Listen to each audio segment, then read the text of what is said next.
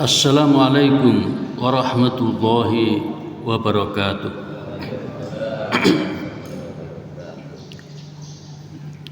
Alhamdulillahi rabbil alamin.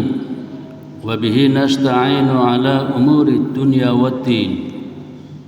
Ashhadu an la ilaha illallah wahdahu la syarika lah.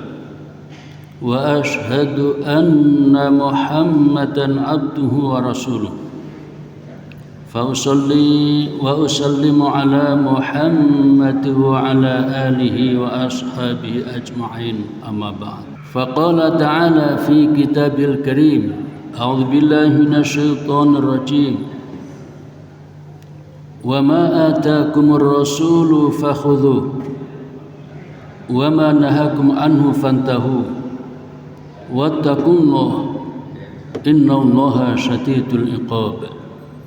Shadaqallahul adzim. Para jamaah, Bapak Ibu yang saya hormati, pagi ini kita bahas tentang dinamika sholat tarawih dari masa Nabi hingga kini.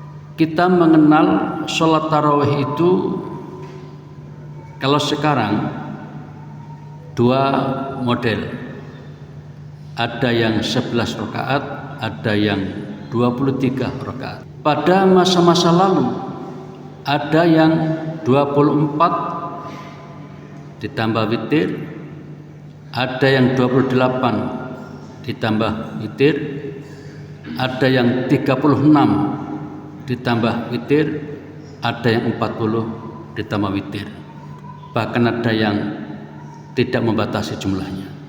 Mari kita pelajari dulu makna tarawih. Apa itu tarawih? Tarawih itu bentuk jamak. Demikian juga tarwihat itu juga bentuk jamak. Asalnya tarwihah yang artinya istirahat. Maksudnya ialah istirahat di antara rangkaian sholat malam di bulan Ramadan setelah dikerjakan 4 rakaat. Jadi saking banyaknya rakaat itu, setiap 4 rakaat istirahat, 4 rakaat istirahat, 4 rakaat istirahat. 4 rakaat ini ada 2 macam. Ada yang 4 rakaat sekaligus 1 salam.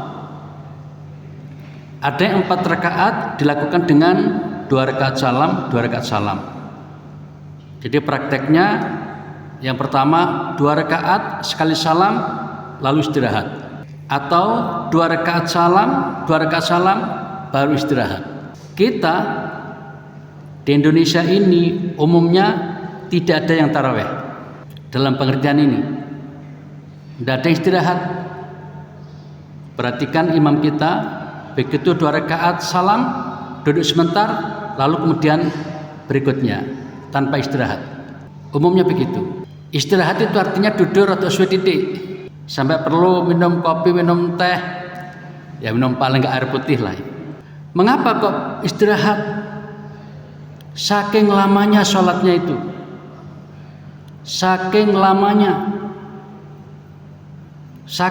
itu berapa lama? Mungkin 2 rakaat itu setengah jam. Kita 11 rakaat, mereka mungkin 2 rakaat. Kita ini rata-rata kalau sholat tarawih setengah jam selesai. Dulu itu paling baru 2 rakaat. Saking lamanya, kemudian 2 rakaat kan kira-kira 1 jam itu. Baru istirahat. Melepas lelah. Para jamaah dalam prakteknya disebutkan di sini mengerjakan 4 rakaat kemudian duduk dan istirahat melepas lelah. Kemudian 4 rakaat lagi duduk, istirahat, melepas lelah. Jadi istirahat inilah yang kemudian disebut dengan tarawih. Tarawih artinya istirahat. Beberapa kali istirahat. Dalam perkembangannya, kalau tarawih tadi aslinya diartikan istirahat, maka kemudian tarawih menjadi istilah 4 rakaat. Karena 4 rakaat istirahat, Maka kemudian menjadi nama untuk 4 rakaat. Dalam sebuah asar riwayat dalam kitab Ibnu Abi Syaibah di sana disebutkan ini supaya lebih jelas. An Wiqo, dari perawi bernama Wiqo, qala, dia berkata, karena Sa'id bin Jubair, ada seorang ulama namanya Sa'id bin Jubair, ya ummuna, pernah ngimami kita fi Ramadan, di bulan Ramadan. Fayusolli, maka beliau sholatnya bina dengan kita, dengan kami, isrina lailatan, 20 hari pertama, sita tarwihat, sebanyak 6 tarwehan. 6 tarwehan artinya 6 kali 4 sama dengan 24. Itu 20 hari pertama. Faidza kal asyru al akhir, apabila masuk 10 hari terakhir, i'takafa, beliau Sa'id bin Jubair ini i'tikaf. Jadi i'tikaf itu penuh 10 hari. Fil masjid, di masjid. Fa shalla bina, kemudian malamnya sholat bersama kami, sab'a tarwihat, 7 tarwehan. 7 kali 4 sama dengan 28. Jadi beda tarawihnya itu.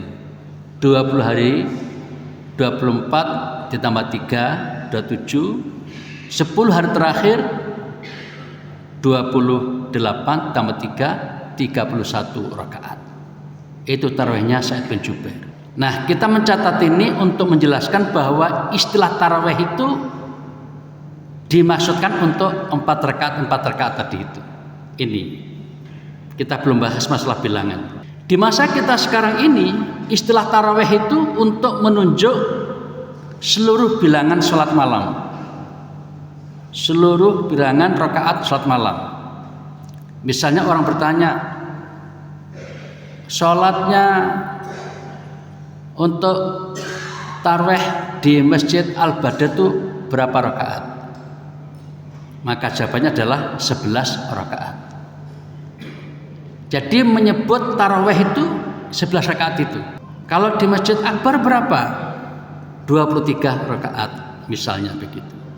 Jadi istilah tarawih untuk menunjuk bilangan seluruhnya termasuk witirnya. Jadi sholat tarawih di Al-Badar 11 rakaat, di Masjid Akbar 23 rakaat. Itu istilah. Nah, para jamaah di masa Nabi tidak ada istilah sholat tarawih itu. Tidak ada, tidak dikenal. Sehingga kalau kita baca hadis, tidak ada sholat tarawih, tidak ada. Lalu bagaimana kalau orang usolli sunnata sholat tarawih misalnya gitu. Sebuah nama nggak ada masalah.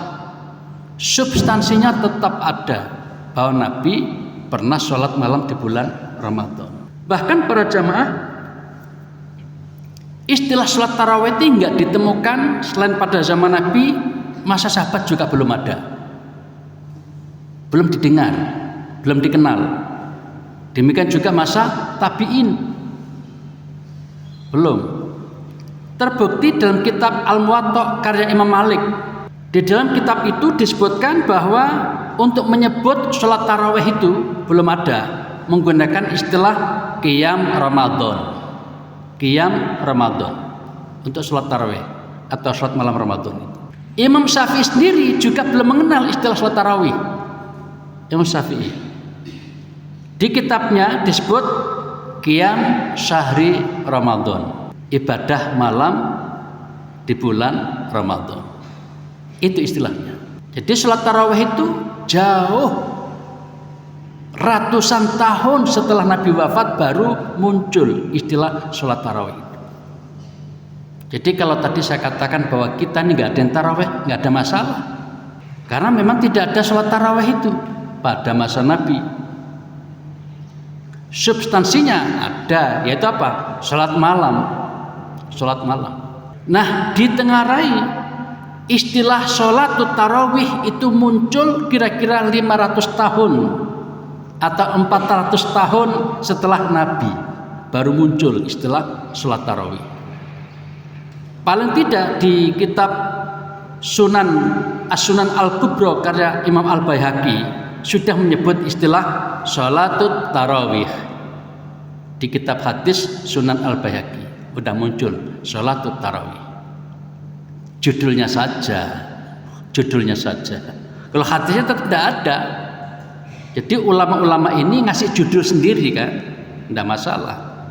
Tapi hadisnya tetap asli. Nah, para jamaah, kalau istilah tarawih saja itu abad ketiga sudah muncul. Bedakan antara sholatut tarawih dengan tarawih, beda. Tarawih tadi istilahnya kan istirahat. Tarawih artinya istirahat. Tadi dikatakan dokatikan istirahat. Ya, setiap 4 rakaat kemudian duduk agak lama untuk istirahat melepas lelah. Tadi dikatakan 4 itu bisa jadi sekali salam, bisa jadi 2 kali salam. Taslimatain, 2 kali salam, sehingga 2, 4 baru istirahat. Nah, para jamaah, tarawih saja itu sudah muncul abad ketiga untuk pengertian istirahat tadi itu. Nah, rupanya pada masa abad ketiga ini juga sudah muncul, tapi belum begitu populer seperti sekarang ini. Istilah tarawih digunakan untuk menyebut semua sholat malam. Nah, misalnya Al-Faqihani, beliau seorang ahli tarikh, ahli sejarah. Kitabnya bernama Akhbaru Makkah. Akhbaru Makkah itu arti literatnya kabar tentang Mekah, atau lebih luasnya sejarah Mekah. Nah, di dalam tulisan itu ada kalimat tentang bagaimana suasana sholat malam di Masjidil Haram. Beliau menulis begini: apabila imam selesai dari tarawih, gitu, menyebutnya begitu, bukan sholat tarawih. Apabila imam selesai dari tarawih, faidha faru imam minat tarawih, bukan mina sholat di tarawih, tidak ada begitu, tanpa kata sholat. Jadi apabila imam selesai tarawih, ini persis zaman kita sekarang. Tarawih nanti sampean tidak usah menyebut sholat. Kadang-kadang sebut sholat tarawih di mana, atau untuk praktisnya tarawih di mana. Nah, kan gitu. Untuk kesederhanaan, kesimpelan. Nah, pada masa ini sudah menyebut sholat yang 11 rakaat atau 23 rakaat atau sekian rakaat, pokoknya sholat malam bulan Ramadan disebut tarawih. Ayo tarawih kan no? Nah, tarawih. Kemudian yang menarik, ini jadi diskusi ulama sendiri. Di dalam kitab Sahih Bukhari yang kita kenal sekarang itu sudah ada kata-kata kitab sholat tarawih. Padahal Bukhari hidup abad ketiga Hijriah. Kok aneh kalau sudah ada kata-kata kitab sholat tarawih. Maka Ibnu Hajar Asqalani meragukan bahwa itu adalah tulisan Imam Bukhari, bukan katanya. Jadi di dalam kitab Bukhari itu tertulis kitab sholat tarawih. Kata Ibnu Hajar, itu mungkin sekali bukan tulisan Imam Al-Bukhari. Loh, kok begitu? Dibandingkan dengan beberapa manuskrip salinan-salinan tentang kitab Sahih Bukhari itu, hanya 1 manuskrip yang ditulis oleh Al-Mustamli abad ke-4 Hijriah itu, atau abad ke-10 Masehi. Hanya itu yang menulis kitab sholat tarawih. Lainnya Qiyam Ramadan seperti yang Imam Syafi'i dan Imam Maliki tadi. Nah, dari sini maka kemudian tetap diyakini kemungkinan besar istilah resmi dan populer kata-kata sholatut tarawih itu kira-kira abad ke-4 atau ke-5 Hijriah. Baik, selesai tentang istilah tarawih. Sekarang Nabi itu kalau sholat tarawih berapa rakaat? Pada masa itu Nabi masih hidup itu berapa sholat tarawih yang beliau lakukan? Para jamaah kembali ke tadi bahwa pada masa Nabi istilah sholat tarawih tidak ada atau belum ada. Yang ada apa? Sholatul lail atau qiyamul lail. Kalau Ramadan disebut qiyam Ramadan. Hadisnya misalnya man qoma ramadhana. Barang siapa ibadah malam di bulan Ramadan, maksudnya qiyam Ramadan, qiyamul lail. Nah, ada peristiwa menarik dalam hadis Sahih Muslim disebutkan ketika Nabi mendapatkan syariat ibadah puasa Ramadan, maka di antara malam-malam Ramadan itu dimanfaatkan beliau sholat di masjid. Para jamaah perlu kita fahami dengan baik bahwa Nabi itu kalau sholat malam tidak biasa di masjid. Tidak biasa di masjid. Di mana? Di rumah beliau sendiri. Setiap hari kalau sholat malam Nabi itu di rumah. Semenjak ada syariat sholat, Nabi kalau sholat malam di rumah. Makanya Nabi bersabda, "Shallu fi buyutikum." Sholatlah kalian di rumahmu sendiri. Illal maktubah, kecuali sholat yang wajib 5 waktu itu baru di masjid. Jadi Nabi memberi contoh di rumah. Dan karena rumahnya dekat, bahkan qobliyah ba'diyah itu biasa di rumah. Rumahnya dekat ya, itu wajar itu. Tapi yang jauh-jauh ini ya nggak mungkin. Yang jauh-jauh ya kemudian kayak tadi subuh itu semuanya menyempatkan sholat qobliyah di masjid. Andaikan rumahnya di sebelah situ, itu sholat di rumah dulu baru ke masjid. Itu yang dibiasakan Nabi. Nah, suatu ketika aneh, tanda petik ya. Di malam-malam itu Ramadan Nabi datang ke masjid, sholat malamnya di masjid. Ketahuan beberapa sahabat, akhirnya sahabat bergabung menjadi makmum. Nah, diceritakan di suatu malam Ramadan tuh Nabi datang ke masjid untuk sholat malam dan beberapa sahabat ikut. Nah, betapa senangnya sahabat ini ketika sholat bersama Nabi. Esoknya sahabat-sahabat ini cerita kepada teman-temannya, kami tadi malam sholat bersama Nabi, ayo nanti malam berduyun-duyun datang ke masjid sholat bersama Nabi. Betul para jamaah, semakin banyak yang ikut berjamaah di masjid itu. Hadis Sahih Muslim. Kemudian dilanjutkan pada hari ketiga atau keempat. Jadi perawi ragu 3 atau keempat. Saya ngambil yang banyak saja. Pada hari ketiga semakin bludak jamaah yang ikut. Dan pada hari keempat jamaah udah nggak terkendali lagi saking banyaknya. Nabi tidak datang ke masjid. Pada malam keempat itu di hadis katakan 3 atau keempat, Nabi tetap berada di rumah, padahal di sebelah situ. Mungkin dari jauh kelihatan ngingok-ngingok itu, tapi Nabi nggak masuk masjid. Siapa-siapa penasaran, lapo kok gak ada masjid-masjid iki? Semalam suntuk ditunggu di masjid dan beludak jamaah dari kalangan sahabat itu. Dan itu terjadi sampai subuh. Nabi nggak ke masjid, Nabi sholat di rumah malam-malam Ramadan itu.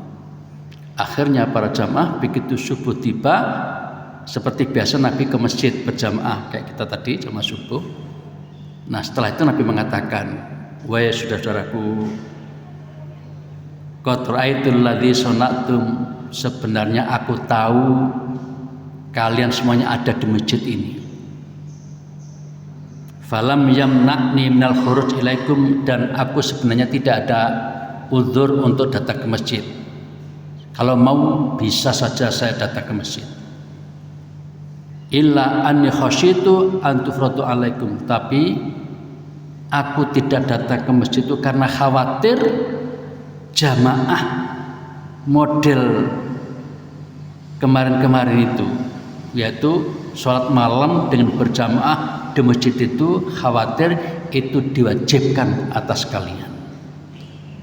Jadi saya tidak ingin memberatkan kalian, maka saya tetap di rumah supaya bisa difahami dan menjadi hukum bahwa sholat taraweh berjamaah itu atau sholat malam berjamaah di bulan Ramadan itu adalah sunnah saja, tidak sampai wajib. Wadzalika fi Ramadan, itu terjadi pada bulan Ramadan. Nah, jadi para jamaah itu intinya bahwa Nabi pernah sholat berjamaah untuk sholat malam di bulan Ramadan di masjid, walaupun hanya beberapa hari, sekitar 3 malam. Habis itu tidak pernah lagi, tidak ada lagi peristiwa Nabi sholat di masjid untuk yang qiyam Ramadannya. Terus di rumah. Itu sebabnya maka ulama kemudian diskusi sebenarnya bagaimana sih hukum sholat taraweh berjamaah di masjid. Nah, akhirnya sepakat ulama seluruh dunia, terutama kelompok Ahlussunnah wal Jamaah, bahwa sholat taraweh di masjid di bulan Ramadan itu hukumnya sunnah atau disyariatkan. Artinya lebih bagus di masjid. Walaupun Nabi hanya sebentar saja, hanya beberapa hari. Tapi prakteknya Nabi kan jelas pernah mimpin, pernah jadi imam. Dan ada kalimat mengapa Nabi gak ke masjid? Nabi khawatir itu menjadi kewajiban bagi umatnya. Sedangkan Nabi tidak ingin memberatkan umatnya. Nah, yang menjadi catatan kita adalah dalam hadis itu tidak menyebut berapa rakaat Nabi sholatnya waktu itu, tidak ada. Jadi di mana-mana hadis tentang ini adalah Nabi ngimami di masjid beberapa malam, hanya begitu. Tidak disebutkan berapa rakaat saat itu, tidak ada. Kira-kira mengapa? Bisa saja sudah populer berapa rakaatnya itu, sehingga tidak perlu menyebut rakaat. Jadi yang ditekankan adalah Nabi ngimami dalam sholat jamaah taraweh itu saja, sehingga tidak perlu disebut rakaat. Seperti kita ngomong, sampean taraweh di mana? Sudah itu aja dianggap sudah ngerti. Kalau di Al-Badr ya 11, kalau di Akbar ya 23, itu jelas, nggak usah disebut lagi angka atau bilangan rakaatnya. Nah, lalu bagaimana kita mengetahui jumlah rakaat Nabi? Ada di hadis lain. Hadis ini menarik, ada dialog antara seorang sahabat bernama Abu Salamah. Abu Salamah bertanya kepada istri Nabi yang biasa nungguin di rumah itu. Abu Salamah bertanya, "Wahai jeng Aisyah, Nabi itu kalau sholat malam di bulan Ramadan bagaimana?" Maka dijawablah oleh Aisyah, "Maka Rasulullah sallallahu alaihi wasallam yazidu fi Ramadan wala fi ghairi ala ihda asyrata rakaatan." Nabi itu kalau sholat malam baik di bulan Ramadan maupun di luar Ramadan sama saja, tidak lebih dari 11 rakaat. Hadis sahih Bukhari Muslim. Tidak pernah lebih dari 11 rakaat. Mengenai caranya, yusalli arba'an fala tasal an husnihinna wa tulinna. Tentang cara sholatnya jangan kamu tanyakan betapa indahnya, betapa bagusnya, dan juga betapa lamanya. Jadi 4 rakaat itu lama sekali. Tadi saya menggambarkan paling tidak 1 jam itu, paling tidak. Kemudian habis itu 4 lagi, yusolli arba'an, sholat lagi 4. Jangan kamu tanyakan betapa bagusnya dan juga panjang atau lamanya. Setelah itu baru kemudian 3 rakaat.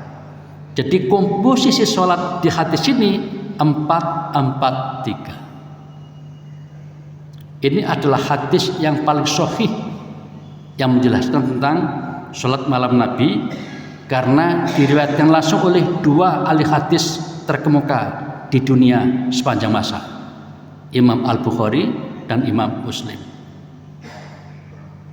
Nah, sayang sekali hadis ini dianggap tidak jelas. Kalau sahihnya sudah sepakat ulama paling sahih, tetapi dianggap tidak jelas. Loh, kok tidak jelas? Hadis tadi itu menimbulkan 3 penafsiran. Jadi karena nggak jelasnya terlalu menimbulkan 3 pemahaman, 3 penafsiran, 3 pentakwilan. Apa itu? 4-4-3 itu pertama difahami 4 rakaat sekali salam, 4 rakaat sekali salam, 3 rakaat sekali salam. Itu pemahaman pertama. Dan sampai sekarang masih banyak yang mengamalkan itu. Di Surabaya ada, di Sidoarjo ada, di Jogja mungkin banyak lagi. 4-4-3 sehingga 11 rakaat dengan 3 kali salam. Pemahaman kedua, 4-4-3 difahami 2-2 istirahat. Tadi kata-kata 4 istirahat itu. 2 rakaat salam, 2 rakaat salam, baru istirahat. Rotok swititik. Habis itu 2 rakaat, 4 kan istirahat lagi. Baru 3 rakaat. Jadi yang 4 itu dibelah jadi 2 rakaat. Yang witir tidak dibelah. Loh, kenapa? Karena ada kaidah juga dari hadis bahwa untuk sholat witir itu 1 kali salam, berapapun rakaatnya.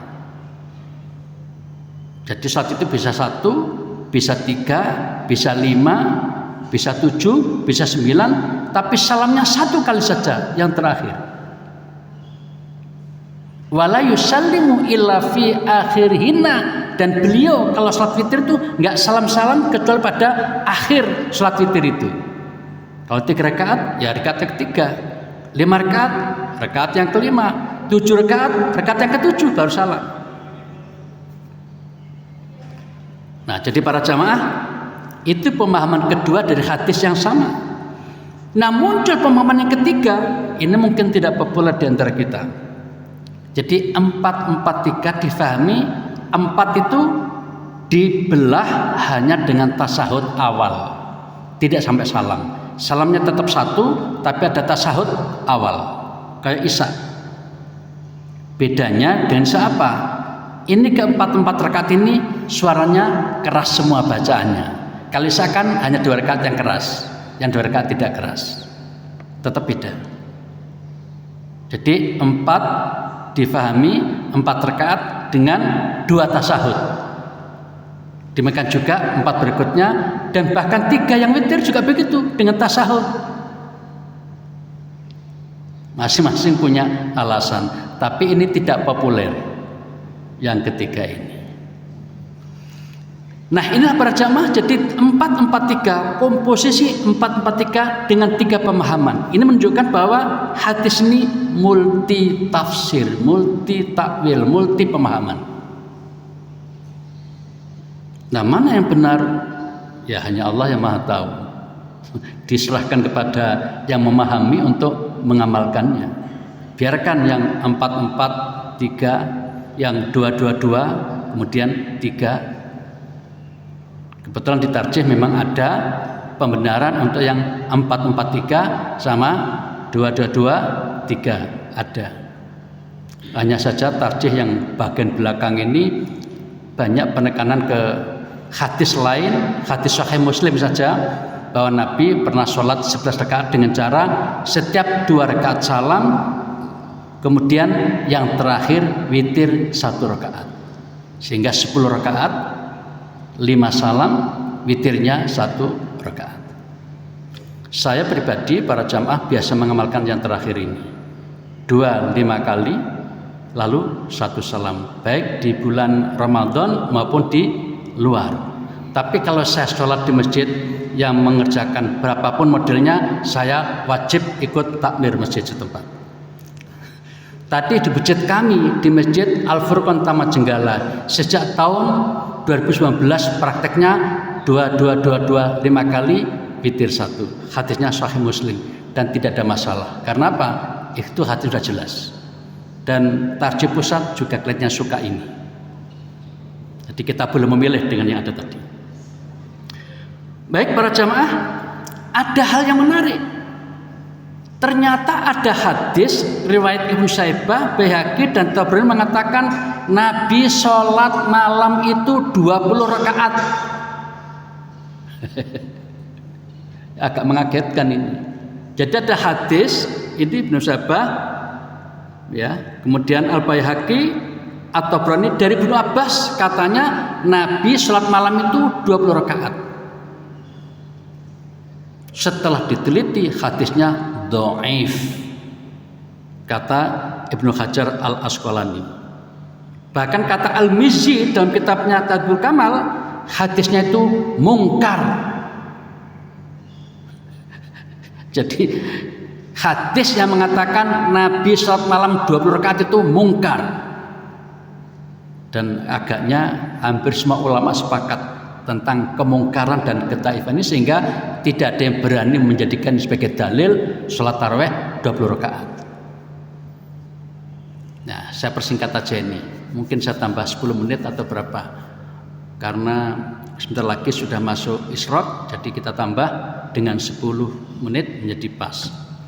Para jamaah, lalu bagaimana kok ada 10, 23, 39 dan macam-macam tadi itu?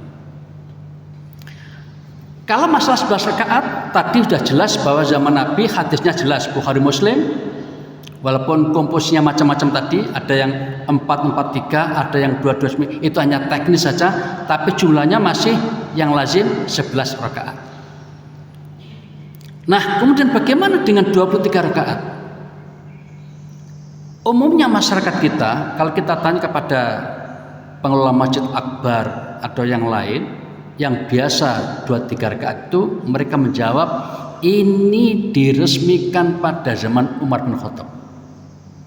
Jadi salat malam atau tarawehan yang jumlahnya 2-3 rakaat itu terjadi pada zaman Umar bin Khattab. Nah, para jamaah setelah diteliti, ternyata ada 2 hadis yang berbeda pada zaman Umar bin Khattab. Saya persingkat. 2 hadis. Hadis pertama mengatakan Amarah Umar bin Khattab bin Ka'ab wa Tamim Dari. Pada suatu ketika Umar menginstruksikan, menetapkan, mengeskakan kalau zaman sekarang secara tentatif kepada Ubay bin Ka'ab sama Tamim Dari untuk menjadi imam sholat malam Ramadan itu. Jumlahnya dikatakan sini bihda asyrata rakatan, 11 rakaat. Ini zaman Umar. Bahkan ada perintah, amara, instruksi. Dan hadis ini kata Albani lebih sahih ketimbang hadis yang lain tentang sholat tarawih pada masa Umar bin Khattab. Atas dasarnya maka kemudian Muhammadiyah dan juga yang sefaham tetap bertahan sholat tarawih itu ya 11 rakaat. Karena zaman Umar juga 11 rakaat sebenarnya. Tapi ada hadis lain, ini para jamaah. Hadisnya mengatakan bahwa dulu pada masa Umar bin Khattab sholat tarawih dilakukan 20 rakaat. Ini yang dipegang oleh mereka. Hadis ini ada yang mengatakan sahih, tapi tidak lebih sahih dengan tadi. Nah, okelah kita anggap kedua-duanya sahih sekarang misalnya. Bagaimana memahaminya? Ada perbedaan kalimat. Kalimat pertama tadi jelas Umar memerintahkan, berarti ada tangan penguasa resmi. Umar memerintahkan 2 imam, Ubay sama Tamim, untuk menjadi imam dan jumlahnya 11 rakaat. Ini tidak ada kata-kata perintah Umar di hadis yang kedua ini. Pada masa Umar orang-orang sholat taraweh 20 rakaat. Apakah itu atas izin Umar? Nggak jelas. Apakah mereka itu hanya inisiatif sendiri? Nggak jelas. Bisa menunjukkan banyak arti hadis yang kedua ini. Pada masa Umar mereka sholat 20 rakaat. Kalau yang pertama tadi jelas Umar memerintahkan, hadisnya itu loh, bedanya di situ. Jadi kalau kuat-kuatan ya tergantung yang menguatkan ya. Jadi apa artinya? Debatable, diperdebatkan. Zaman Umar itu sebenarnya 11 apa? 20 atau 23. Nah, lalu ada ulama yang mencoba mengkompromikan begini katanya. Itu kira-kira begini. Dulu memang Umar memerintahkan 11 rakaat, tapi kemudian memerintahkan 20 rakaat. Gitu.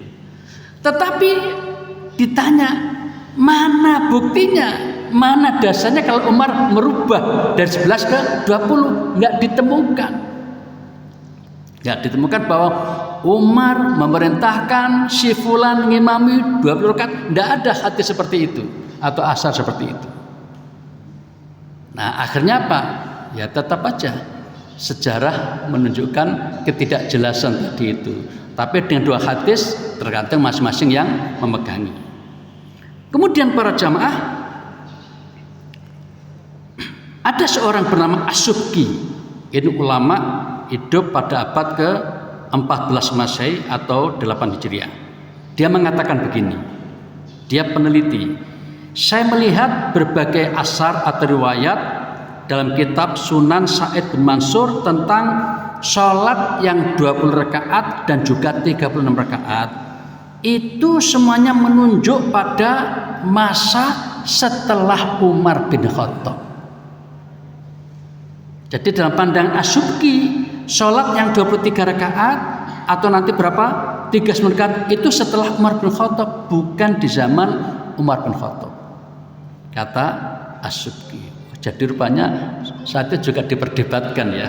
Itu yang saya ingin sampaikan bahwa itu diperdebatkan. Nah ada dua pernyataan yang sangat kontroversial, saling berhadapan-hadapan. Dua ulama itu adalah Ibn Abdul Bar, hidup pada abad ke-5 Hijriah, kemudian Ibnu Arabi 100 tahun kemudian pada abad ke-6 Hijriah. Apa katanya? Kata Ibnu Abdul Bar, ini semua membuktikan bahwa riwayat 11 rakaat itu keliru. Jadi yang mengatakan 11 rakaat Umar tadi itu keliru. Kata siapa? Ibnu Abdul Bar. Kemudian kebalikannya 100 tahun kemudian Ibnu Abdul Bar, ini orang Spanyol ini, orang Andalusia, mengatakan bahwa bilangan sholat tarawih selain yang 11 tidak ada itu. Kebalikan. Yang pertama mengatakan salah yang 11, yang kedua mengatakan selain 11 tidak ada. Kan kebalikan 180 derajat. Kok bisa begitu? Itulah keterbatasan orang atau ulama. Sehebat apapun ulama itu ada batasan-batasan, ada yang tidak diketahui. Jadi perdebatan terus berlangsung. Akhirnya para jamaah ditengarai bahwa sholat pada masa Muawiyah dan Umayyah itu sudah 39 rakaat, tidak lagi berapa? 20 rakaat. Karena ada masa Nabi, masa Khulafaur Rasyidin, lalu masa Banu Umayyah itu ditengarai sudah 39. Saya kasih warna merah itu. Jadi 36 tambah 3 menjadi 39. Dan seterusnya kira-kira 2 abad kemudian ada perubahan menjadi dari 39 menjadi 23. Dan seterusnya. Nah, saya persingkat, sejak Perang Dunia Pertama Saudi Arabia berkoalisi dengan Inggris ingin memisahkan diri dari kekuasaan Turki Utsmani. Dulu umat Islam ini kan satu kekuasaan besar ya, kekhilafahan penguasanya adalah di Turki Utsmani. Jadi walaupun Sultan Yogyakarta hormatnya luar biasa kepada yang menjadi khalifah di Turki Utsmani dalam kekuasaan mereka. Jadi pada saat Sultan Jogja itu dilantik, sana itu yang ngasih ACC itu. Nah, Diterangkan di sini semenjak Saudi Arabia mandiri menjadi sebuah negeri tersendiri, maka Masjid Nabawi itu sholatnya yang tadinya berabad-abad itu 39 rakaat menjadi 20 rakaat lagi. Sampai sekarang di Masjid Nabawi itu sholatnya 20 atau 23. Nah, dalam prakteknya saya kebetulan menjadi saksi di Makkah, di Masjidil Haram tahun lalu, tahun 23.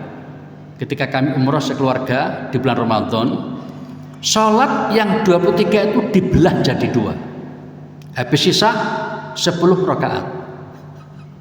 Nanti di atas jam 12 sholat lagi 10 rakaat dan 3 rakaat, sehingga lengkap menjadi 23. Nah, waktu itu saya nggak paham ini maksudnya apa kok dibelah ini.